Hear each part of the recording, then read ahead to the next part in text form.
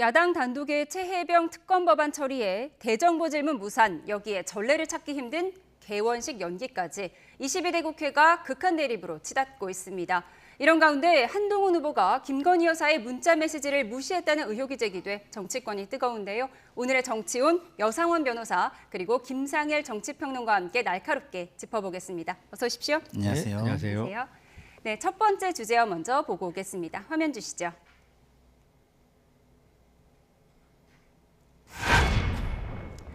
네, 읽씹. 읽고 답하지 않는다는 의미의 읽씹.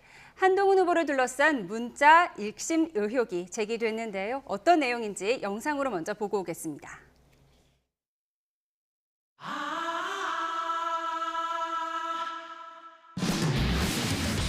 이때가 언제냐면 1월이에요. 1월 기홀백 문제로 당정 간에 갈등이 굉장히 심하던 시점이었어요. 한동훈 위원장님, 최근 저의 문제로 무리를 일으켜 부담을 드려 선거합니다. 몇 번이나 국민들께 사과를 하려고 했지만 대통령 후보 시절 사과를 했다가 오히려 지지율이 떨어진 기억이 있어 망설였습니다. 그럼에도 불구하고 당에서 필요하다면 대국민 사과를 포함해 어떤 처분도 받아들이겠습니다. 사과를 하라면 하고 더한 것도 요청하시면 따르겠습니다. 한 위원장님의 뜻대로 따르겠으니 검토해 주시기 바랍니다. 예. 제가 좀 사적인 부분도 있고 좀 부적절한 내용도 좀 있어서 핵심 내용만 제가 정리해서 주소한 거라는 걸 알고 계시면 되겠습니다. 예. 김건희 여사가 한동훈 비대위원장한테 이렇게 정중하게 대국민 사과의 자리를 만들어달라고 했는데 한동훈 비대위원장이 일체 그러니까 무시를 당했다고 여사님이 느끼는 거죠. 근데 문제는 윤석열 대통령이 이 문자를 몰랐다는 거예요, 처음에. 본인 사실을 몰랐어요. 여사님이 그냥 임의로 개인적으로 친하니까 문자를 보냈는데 대통령께서 뒤늦게 이걸 아신 거예요. 일식했다는 것도 아신 거죠. 그래서 굉장히 이 지점에서는 굉장히 경로를 하셨습니다. 그래서 1, 2 사태로 이어졌다. 한동훈 비대위원장이 사퇴를 요구하는 사태가 이어졌다라고 보는 해석들이 많습니다. 제가 이렇게 한번 간단히 설명드리죠. 왜 지금 시점에 이런 얘기가 나오는지 좀 의아하고요. 집권당의 비상대책위원장과 영부인이 사적인 방식으로 공적이고 정무적인 논의를 하는 것이 적절하지 않다고 생각합니다. 대통령실과 공적인 통로를 통해서 소통했고요. 국민의 걱정을 덜어드리기 위해서 어떤 방식으로든 사과가 필요하다는 의견을 여러 차례 전달한 바 있습니다. 또 재구성했다고 하잖아요. 내용이 좀 다릅니다. 제가 쓰거나 보낸 문자가 아닌데 그 문자 내용에 대해서 제가 구체적으로 말씀드리는 것도 적절하지 않은 것 같아요. 제가 더 분란을 일으킬 만한 추측이나 가정은 하지 않으려 합니다. 그러니까 무시를 당했다고 여사님이 느끼는 거죠. 사적인 방식으로 논의를 하는 것이 적절하지 않다고 생각합니다.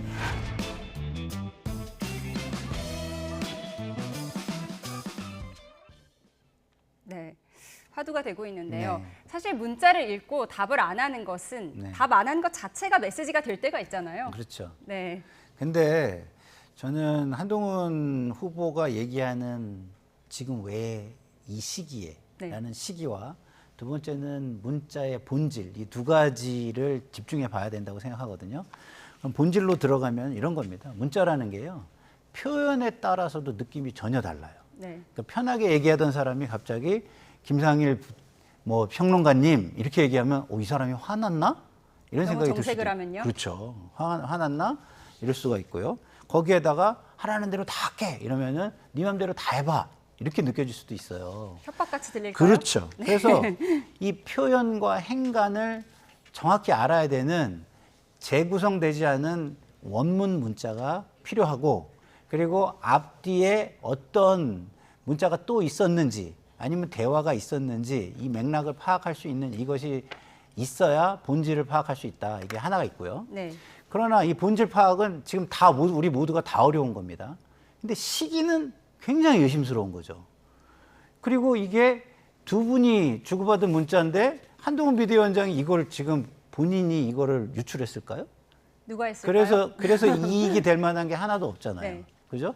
그럼 이익이 될 만한 쪽이면 지금 용산 쪽이라고 봐야 되는 거예요. 다시 말해서 김건희 여사의 허락을 득한 용산 쪽이거나 아니면 김건희 여사거나 이렇게 보는 게 저는 합리적인 추론이라고 저는 생각을 합니다. 그렇다고 하면 왜? 지금 전당대회 상황에서 그리고 배신자 이야기가 나오는 상황에서 그 얘기는 배신자 프레임을 더 강화하기 위해서 한 것이 아니냐라는 의심을 받을 수밖에 없고 그 의심은 어디로 이어지냐면 용산이 내지는 여사가 직접 전당대회에 관여하고 있거나 이런 의구심으로 이어질 수 있어서 저는 좋은 전략이 전혀 아니다 이렇게 봅니다. 전당대회를 앞두고 김건희 여사가 개입하고 있는 것으로 보셨는데요. 변호사님도 그렇게 보세요? 김건희 여사가 개입했냐? 이거는 김건희 여사가 지금 입장에서 지금 대통령과 관계, 국민 여론과의 관계에서 김건희 여사 본인이 자발적으로 개입했다고 보기에는 힘들지 않을까. 뭐 정치에 또 지금 나서는 게 지금 김건희 여사는 전혀 부적절한 동기 아닙니까? 그렇기 때문에 저는 누가 나섰느냐? 이거는 좀 전에 말씀하신 대로 한동훈 전 위원장이 자기한테 유리한 문자가 전혀 아닙니다. 문자 받은 거는 지금 이야기하니까. 그러면 결국은 친윤 쪽에서는 한동훈 전 위원장이 당대표 되는 걸 갖다가 맞듣지 않게 생각하는 이런 상황에서 네. 그러면은 친윤 쪽에서는 아무래도 뭐 원희룡 전 장관을 지지한다고 우리 지금 알려져 있지 않습니까? 네. 이런 경우에는 원 장관에게 어떤 도움이 될 수 있는 이런 걸 해야겠다. 그래서 저는 누군지는 아직 전혀 모르죠. 그렇지만 저는 김건희 여사가 했다고는 저는 생각 안 하고요. 김건희 여사는 아닐 것이다. 아니고 하지만 친윤 쪽에 어느 누가 했을 것이다. 네. 그렇게 추측합니다. 친윤 쪽에 어느 누가 했을 것이다라고 추측하셨는데 다른 후보들의 반응이 나왔어요. 굉장히 격앙된 반응이 나온 것 같은데요. 네. 네. 그러니까 올컨이 잘 만났다 이런 식으로 반응을 하잖아요. 원희룡 후보 같은 경우에는 네. 한 후보가 절윤이라는 세간의 평가가 맞는 것 같다. 그러니까요. 이렇게 반응을 내놨어요. 네, 그리고 나경원 후보는 경험 미숙, 정치 미숙 이렇게 얘기하잖아요. 그러니까 제가 볼 때는 이 두 분이 그 자신의 이익을 앞에 두고 있는 상황이라 좀 이렇게 대범하고 폭넓게 보지 못하는 것 같아요. 좀 대범하고 폭넓으면은 이거를 전당대회에서 이런 얘기가 왜 나왔을까? 이거 굉장히 부적절한 것 같다. 이런 식으로 먼저 얘기한 다음에 이게 한동훈 후보와 용산의 갈등 양상이라면 또 우려가 된다. 이 정도 멘트를 했으면 네. 아마 사람들이 다 알아들었을 거예요. 근데 자기 욕심이 앞서니까 한동훈 비대위원장을 비난하는 쪽으로 갔잖아요. 그러면 사람들은 원희룡 후보나 나경원 후보의 인품이나 경험도 경륜도 그다지 높거나 풍부하다고 생각하지 않을 것 같습니다. 격이 떨어져 보이나요? 네. 그런가 하면 윤상현 후보는요. 검사장 시절에 한 후보가 검사장 시절에는 검찰총장의 부인이던 김건희 여사와 300여 차례 카톡을 주고받은 사이였는데 왜 네. 태세 전환하냐 이렇게 비난을 했거든요. 그러니까 이제 그 비난은 제가 볼 때는 좀 맥락이 없는 것 같아요. 맥락이 없어요? 왜냐하면 태세 전환을 했다 이렇게 보기는 좀 어렵잖아요. 왜? 아까도 얘기했지만 표현과 행간, 전후 맥락을 전혀 모르는 상황이잖아요. 근데 만약에 앞에 논의가 충분히 있었는데 김건희 여사가 정색을 하고 비난하듯이 보낸 거라면 반응을 못 하죠. 거기에 어떻게 반응을 합니까? 그러니까 저는 맥락에 따라서 그 얘기는 전혀 달라질 수 있는데 이것도 또한 성급한 얘기다. 본인이 전대에 나와 있기 때문에 좀 조급하게 이야기를 꺼낸 거 아닌가 이런 생각이 듭니다. 저는 그 윤상현 후보가 말씀하신 게 네. 맥락도 틀릴 뿐만 아니라 저는 한동훈 전 위원장의 그때 그 문자를 받고 취한 태도가 옳다고 생각하거든요.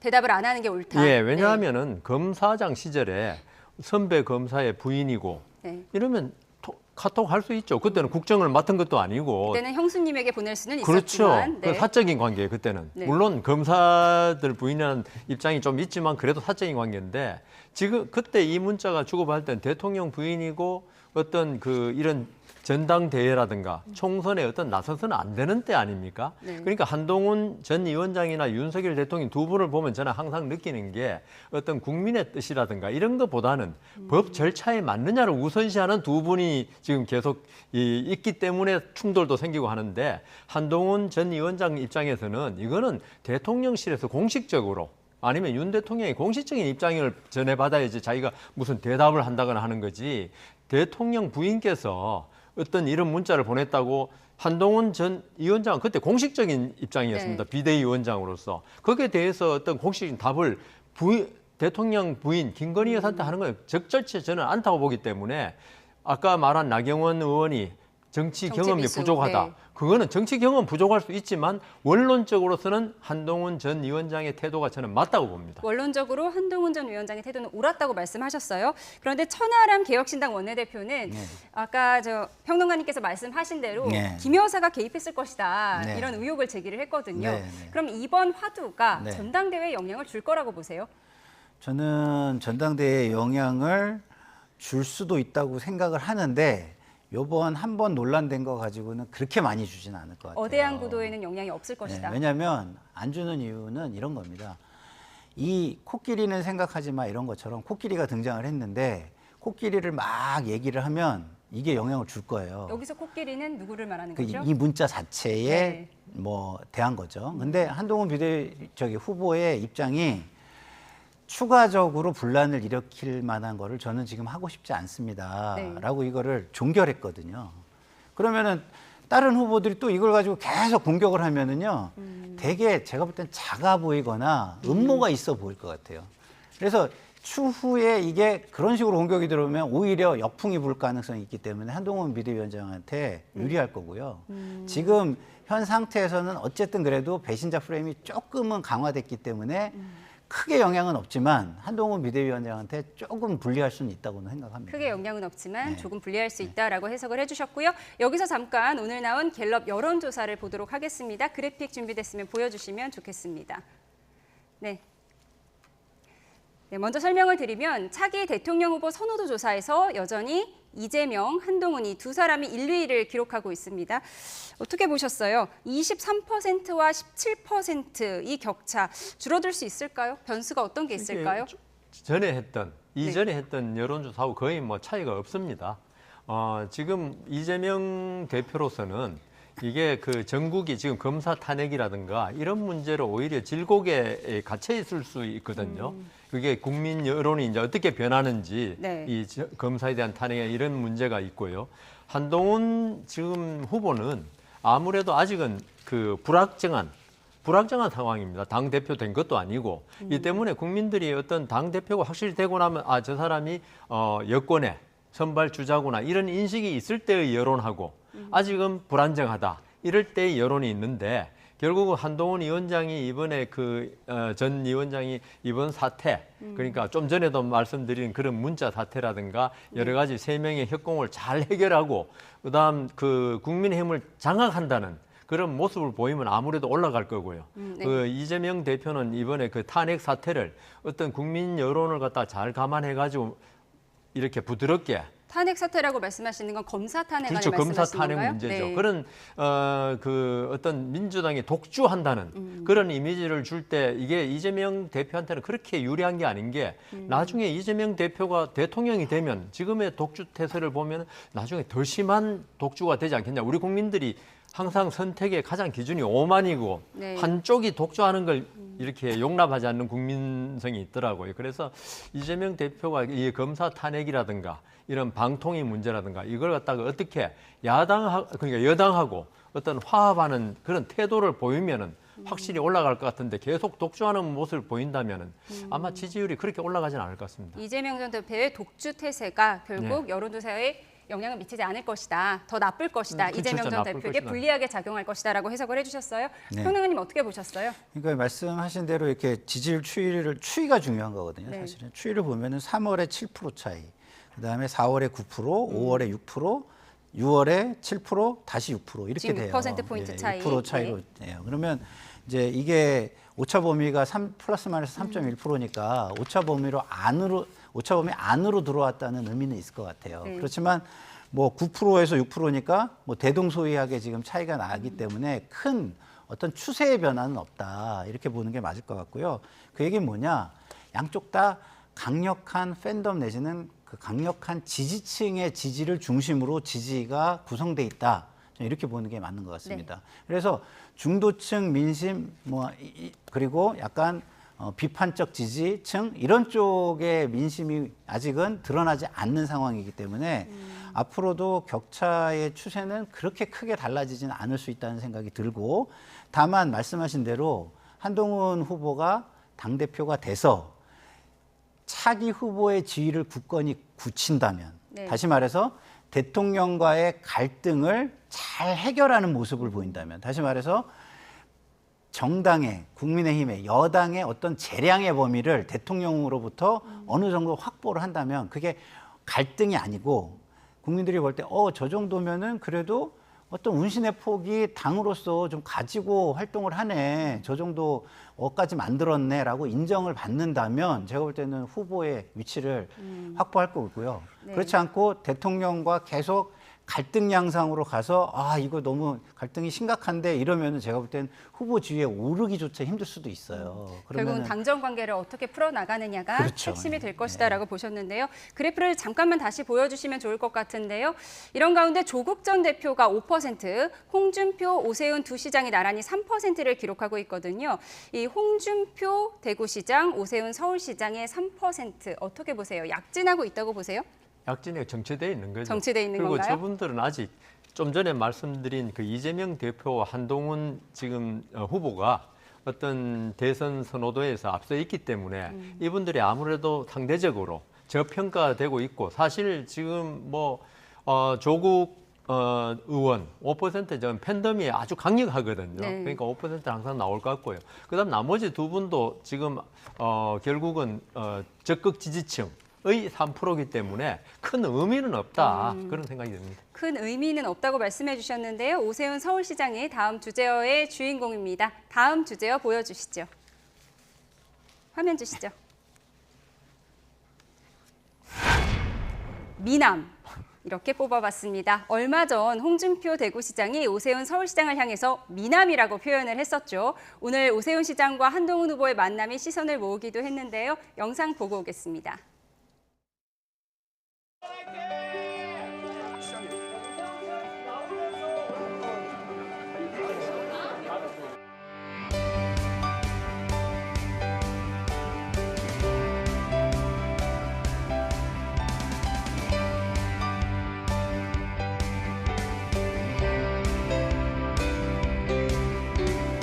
그 말씀하신 직후에 제가 홍준표 시장님한테 문자를 보냈습니다. 네. 형님 잘생겼다고 칭찬해줘서 고맙습니다.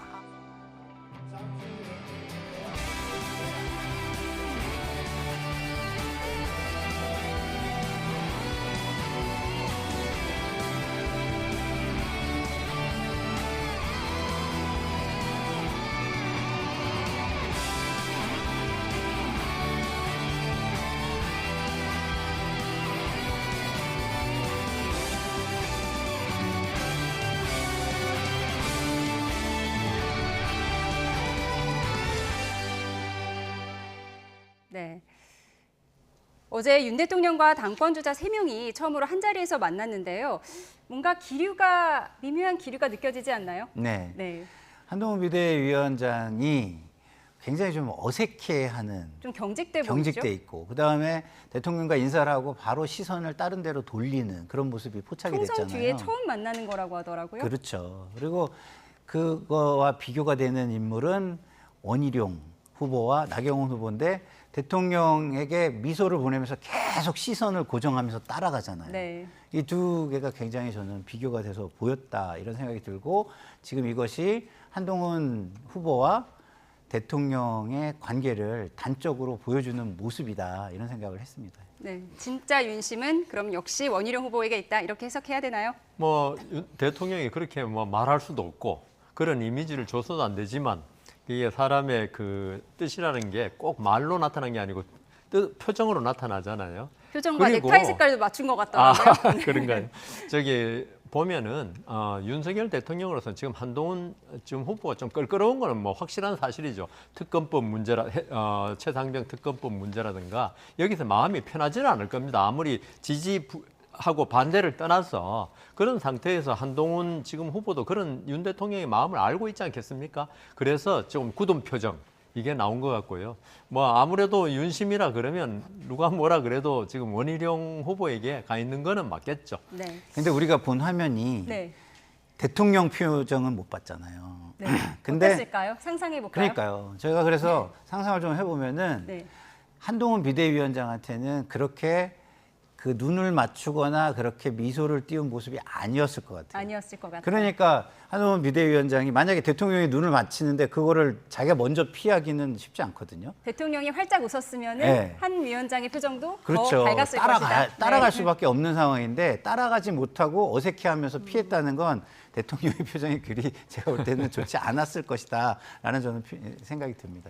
네, 그런가 하면은 자신을 미남이라고 칭찬해준 오세훈 서울시장이 이제 홍준표 시장에게 감사하다라고 문자를 보냈다고 하거든요. 그러면서 방송에서 밝히기를 그런데 홍준표 시장이 한 후보를 때릴수록 강해진다 이런 우려를 표하기도 했어요. 아, 그렇죠. 그리고 그 홍준표 시장은 이 자리에서 뭐 몇 번 말씀드렸지만 한동훈 후보를 잠재적 경쟁자로 지금 생각하고 있거든요. 그럼 오세훈 시장은 경쟁자 아닌가요? 잔용인데요. 그렇지만 네. 아까 지지율도 보셨지만 지금 현재 상태가 중요하잖아요. 나중에 네. 또 서로 라이벌이 될 수 있지만 지금은 그 두 분이 우리 공산주의자들이 많이 한 통일 전선 전술이라고 적을 하나 무너뜨리기 위해서는 둘이 일단은 연합하자. 일단은 연합하자. 예, 그래서 홍준표 시장은 아무래도 오세훈 시장과 어떤 학교 동문이기도 하시고 그다음 뭐 근데 미남이라고 칭찬했다는데 미남 보고 미남이라 그러면 별로 저기 감동을 안 받습니다. 그렇지만 그건 농담이고요. 하여튼 홍준표 시장 입장에서는 한동훈 후보가 아직은 자기의 그 라이벌이라 생각하기 때문에 저런 여러 가지 에피소드가 나오는 것 같습니다. 네, 알겠습니다. 다음 주제어 보겠습니다. 화면 주시죠.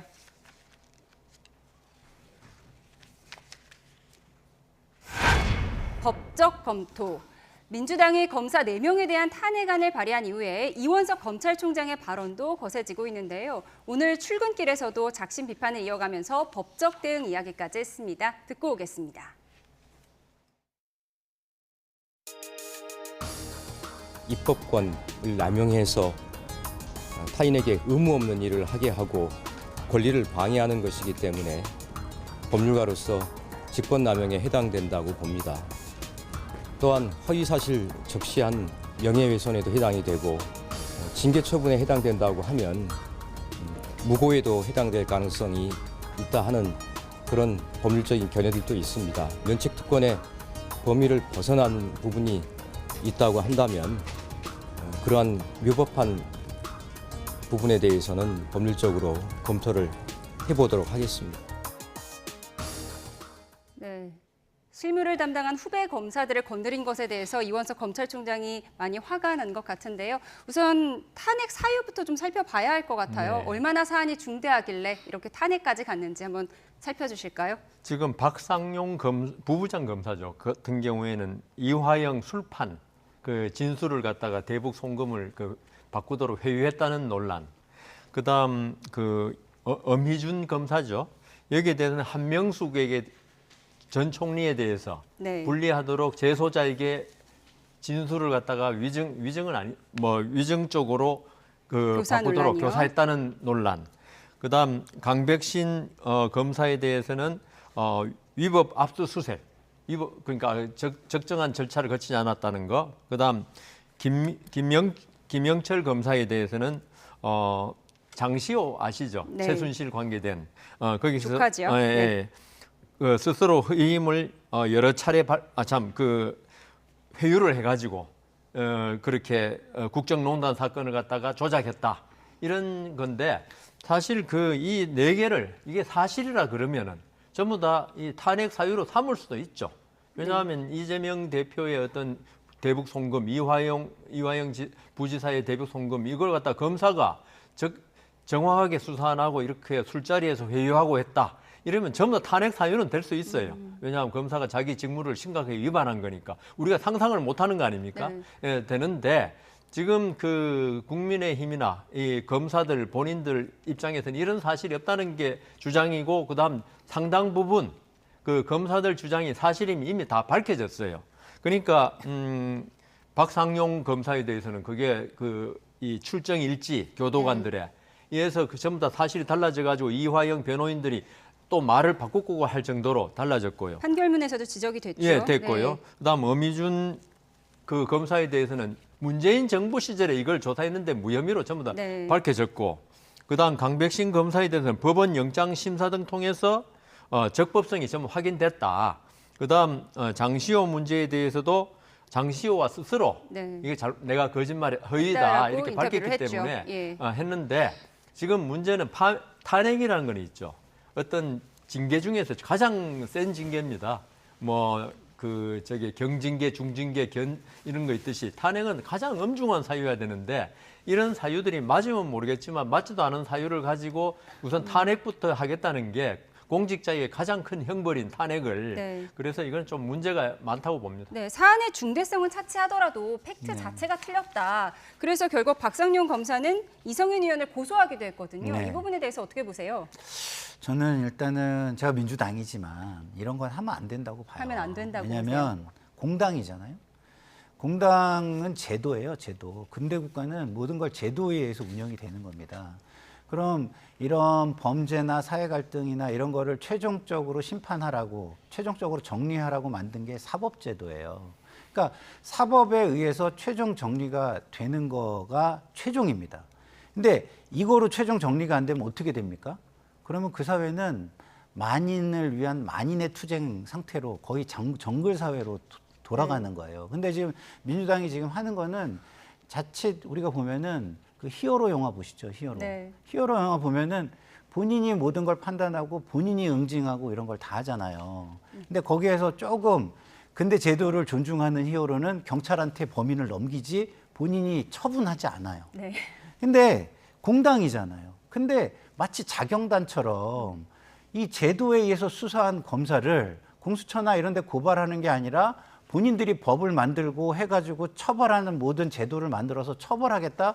이거는 제가 볼 때는 히어로 영화를 너무 많이 본 것이다 이런 생각이 들어요. 네, 평론가는 말씀대로 이원석 검찰총장이 민주당이 직접 판검사 다 하려는 것이다. 그렇죠. 네, 이건 이렇게 제도를 비판을. 무너뜨리는 거기 때문에 네. 저는 제도를 따라서 모든 걸 다 하고 모든 게 소진됐을 때도 국민들이 볼 때 이건 너무나 억울하고 지금의 제도로서는 이거는 도저히 안 되는 정도의 문제가 심각하다라는 걸 느낄 때 가는 것이 맞습니다. 네. 제가 생각할 때 우리가 그 정치의 사법화도 경계하지 않습니까? 네. 정치인들이 막 계속 고발을 남용해가지고 정치를 해야지 왜 검찰 법원에다가 이게 정치를 맡기느냐. 근데 지금 이거 일어나는 사법의 정치화를 지금 시도하고 있는 꼴이 네. 되었거든요.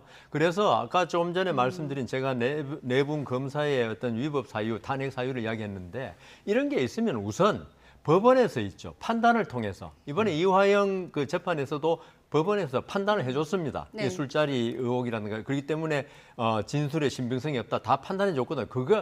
그러니까 법원의 절차를 통해서 해결해야 될 문제를 이걸 무조건 정치로 끌고 가버린 거예요. 탄핵이란 건 정치적인 문제거든요. 우리 박근혜 전 대통령 탄핵 문제에서 보듯이.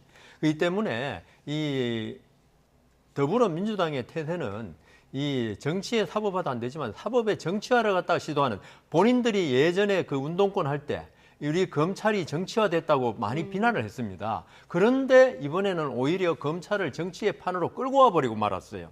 그래서 이거는 아주 부적절하다 그렇게 생각합니다. 근데 이게 더 위험한 거는 전 이런 거라고 봅니다. 정치권에 있는 분들은 지위도 있고 권력도 있으니까 저런 식으로 하잖아요. 지위와 권력이 없는 사람은 어떻게 하겠습니까? 내가 이걸 정의를 스스로 실현할 수 있다라고 생각하는 순간 어마어마한 일탈이 되는 거예요. 저희가 이재명 당대표 피습 사건과 배현진 의원 피습 사건을 봤잖아요.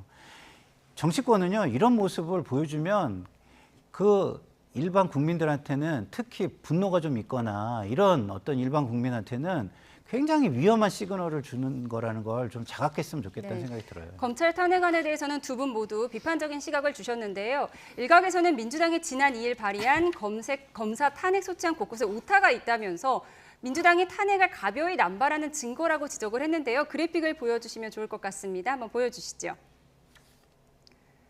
네, 이렇게 민주당 전대 돈봉투 수수 의원 명단 보도 시점이 2023년 9월 5일이라고 표기를 했는데 실제로 보도한 날짜는 8월 5일입니다. 다음 그래픽 보여주시죠. 네, 2029년 9월 14일에 뉴스타파 사무실 기자 주거지 등을 압수수색했다라고 탄핵 소추안에 나와 있어요. 2029년은 아직 오지 않았죠. 네, 이렇게 오타가 있는 것이 그만큼 성의 없고 대충 쓴 것이 아니냐 이런 비난이 있거든요. 그렇죠. 저희들이 판결문을 작성할 때 서너 번 봅니다. 이게 오자 탈자가 있는 거는 물론 판결 경정이라는 제도가 있지만 그래도 국민한테 있죠. 판사가 우리 사건을 갖다가 대충 본 거 아니냐 이런 그 의심을 주기 때문에 판사들이나 검사들은 이런 그 날짜, 장소 이런 걸 아주 세심하게 보는데 아까 제가 말씀드렸다시피 이 탄핵이라는 건 정말 중요한 문제고요. 이건 헌법 제도입니다. 이걸 하면서 이렇게 오자탈자를 했다는 거 그러면 검토를 안 하고 했다는 이야기잖아요. 왜냐하면 민주당에도 보좌관 있고 그다음 의원 본인 있고 그다음 여러 보좌진이 있는데 그거 한 사람도 이걸 못 봤다는 거 이거는 그냥 급해서 탄핵 소추안 내기 급해서 네. 대충 냈다는 이야기를 듣는 거고요. 그래서 이거는 민주당에서 탄핵이란 게 물론 그 박근혜 전 대통령이 탄핵하면 했지만은 탄핵이란 게 얼마나 중요한 제도인지 이걸 한번 더 생각해보고 모든 절차를 진행했으면 좋겠습니다. 네. 그런가 하면 이원석 검찰총장이 김 여사 관련 수사가 상대적으로 미진하다라는 기자들의 질문에 철저하고 꼼꼼하게 수사하고 있다는 보고를 받았다고 했어요. 네. 그러면 이번 사건이 검사 탄핵안이 결국 김 여사 수사에 대한 속도를 부추기는 그런 효과를 가져올 수는 있을까요? 그런 효과를 가져왔으면 좋겠습니다. 그러면 그나마 검사 탄핵을 해서는 안 되지만 그 우발적으로라도 좋은 효과가 사이드 이펙트가 조금 있었다 이렇게 얘기를 할 수 있을 것 같은데요.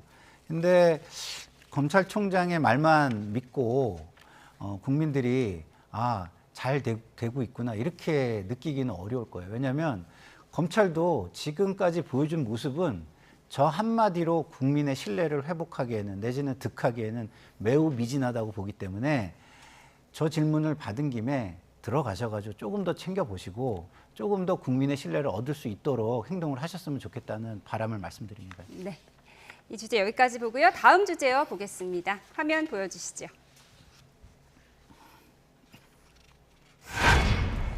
나홀로. 네, 안철수 의원의 사진이 보이죠. 최혜병 특검법이 어제 22대 국회 문턱을 넘었는데요. 국민의힘에서는 안 의원 홀로 특검법에 찬성표를 던졌습니다. 이준석 의원이 이런 이야기를 했는데요. 듣고 오겠습니다. 사실 안철수 의원님이 그 표결 절차가 진행되기 전까지는 본회의장에 안 나오셨어요. 막판에 이제 표결 절차가 진행되니까 자리에 앉으셔가지고 바로 이제 찬성 누르시는 거 보고 안철수 의원이 말과 그때 공언하신 내용과 실제 행동이 일치한다. 굉장히 큰 용기를 내신 것 같다. 거부권이 돌아왔을 때 이제 200명을 넘길 수 있냐 문제일 텐데요. 저는 그때까지 여론전이 상당히 치열할 것 같습니다. 양쪽에서. 의원은 안철수 의원이 용기 있는 행동을 했다. 안철수 의원이 찬성표를 던지고 김재섭 의원은 반대표를 던졌잖아요. 네. 어떻게 보셨어요? 저는 안철수 의원이 어떤 대권 주자로서의 어떤 마음 때문에 잘못된 판단을 했다. 부주의했다고 봅니다. 왜냐하면은 네. 안철수 의원이 그 하신 말씀이 국민 여론이 최상병 특검을 원하기 때문에 했다는데 저도 사실은 최상병 특검 원합니다. 원하지만 네. 아무리 민주국가에서는 아무리 목적이 정당하다 해도 절차가 중요한 거거든요. 네. 절차, 헌법상의 절차. 네. 근데 이 지금 특검법을 보면 독소 조항이 그러니까 그 특검 임명부터 그다음 공표부터 여러 가지로 독소 조항이 많기 때문에 국민 여론이 아무리 그렇다 하더라도 이걸 갖다가 이 최상병 특검법을 국민들은 세세히 알지 못하지 않습니까? 그런 경우에는 올바른 헌법에 맞는 특검법을 한동훈 지금 후보도 지금 이야기하고 있는 네. 그 후보 추천이라든가 임명 제3자가 하자 이런 말 하지 않습니까? 그러니까 이 특검이라는 건 공정성이 생명입니다. 그런데 안철수 의원이 이번에 찬성한 특검법에 따른 공정성이 상당히 상실됩니다. 그래서 안철수 의원이 조금 너무 그 주의를 좀 기울이지 않고 찬성한 게 아닌가 네. 그런 생각이 듭니다. 안철수 의원이 주의를 기울이지 않았다고 하셨는데 네. 말씀하신 독소 조항 때문에 김재섭 의원은 마음을 바꾼 걸까요? 김재섭 의원이 뭐 그거를 이유로 들었어요. 네. 들었지만 저는 김재섭 의원이 잘했다고는 생각하지 않습니다. 네. 왜냐하면 본인이 반대표를 던지고 저런 얘기를 하려면요. 수정안 제안을 본인이 했어야 돼요. 수정안이라면 한동훈표 예, 특검법처럼 한동훈표가 제3자 되든 특검법 천하람표가 이런 거 말씀하시는 거죠? 됐든 자 수정안이라는 거는 30명을 모으면 수정안을 낼 수 있거든요. 네. 그러면 예를 들어 김재섭 의원이 정말 반대표를 던지는 이유가 그거였다면 본인이 수정안을 30명을 본회의에서 모아서 조국 혁신당도 우리가 양보하겠다 그랬잖아요. 양보하겠다는 당이 그 수정안 안 받겠습니까? 그럼 거기 벌써 13표 있죠. 민주당에도 여기에 동조하는 한 2명의 의원이 벌써 나왔잖아요. 그리고 자당에서도 한동훈 비대위원장을 지지하는 세력이 있잖아요. 그러면 그런 거를 하고 반대표를 던져야죠. 네. 지금 이게 하루 이틀 온 겁니까? 아니잖아요. 정치는 왜 합니까? 국민을 위해서 하는 거예요. 국민들은 최혜병의 억울한 죽음에 대한 진실이 빨리 밝혀지기를 바래요. 지금까지 질질 끌어온 거에 대한 분노와 짜증도 있습니다. 그러면 그런 걸 해소해 주기 위한 노력을 하는 모습을 보이고 반대표를 던지고 해야 저는 맞다고 보는데, 그런 게 없는 상태에서 반대표를 던지고 말로만 한 거는 물론 뭐 진심이 담겨 있을지 모르지만 그 국민의 인정을 받기에는 좀 부족하다 이런 생각이 들고요. 네. 안철수 의원은 반대표를 던질 수밖에 없는 거예요. 왜? 물론 안철수 의원도 수정안을 본인이 추진했으면 더 좋았을 거라는 생각은 합니다. 네. 좀 그 부분은 미숙했다고 생각하는데 그동안 진행되어 온 게 있잖아요. 근데 국민이 원하고 특검을 해야만 어쨌든 최상병과 관련된 것이 국민들의 그나마 만족이 있는 신뢰를 확보하는 상태에서 진행이 되고 결론을 볼 수 있을 거 아니에요. 그런 측면에서는 저는 어쩔 수 없는 선택을 하고 상당히 당의 압박을 견디면서 피해를 감수하면서 했기 때문에 저걸 비난하기는 어렵다 이렇게 생각합니다. 그럼 마지막으로요. 대통령 거부권으로 이게 다시 돌아왔을 때 똑같이 안철수 의원은 찬성, 김재섭 의원은 반대하고 나머지 이탈표는 없을 거라고 보세요? 결국 한동훈 표, 네. 그 특검안, 제3자 추천 네, 특검법. 그게 얼마나 그 국민의힘 쪽에 설득력을 주냐 문제죠. 네. 그런데 제가 볼 때 이게 상식적으로 판단하고 법적인 법 전문가들이 판단한다면은 저는 한동훈 표 특검법안이 상당히 설득력이 있다고 봅니다. 네, 알겠습니다. 오늘의 정치 이슈 여기까지 짚었습니다. 여상원 변호사, 김상일 정치평론가였습니다. 두 분 고맙습니다. 감사합니다.